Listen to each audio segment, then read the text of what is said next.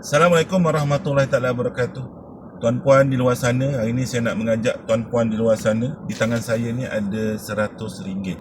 Jadi saya nak mengajak tuan-puan di luar sana ada RM100 untuk bermula dengan RM100 untuk kita membina rutin tabungan kita. Kenapa? Sebab rutin tabungan ini adalah perlu dirutinkan ataupun perlu dibiasakan supaya kita ada simpanan untuk masa akan datang. Jadi kenapa RM100? Saya mengajak anda untuk mengalihkan RM100 ini ke dalam akaun emas Gap.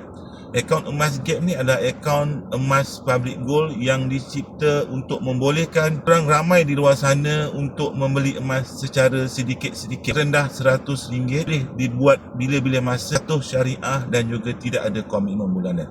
Jadi RM100 ni kita bina rutin. Belum kita ada mana sepatutnya setiap bulan ataupun setiap kali gaji pendapatan kita perlu alihkan 10 ke 20% daripada pendapatan kita.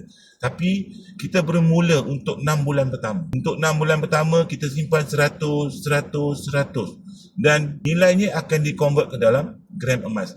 Jadi kalau kita simpan duit 100 di dalam bank, dia akan nampak dari segi nombornya dan kita akan timbul keinginan untuk berbelanja.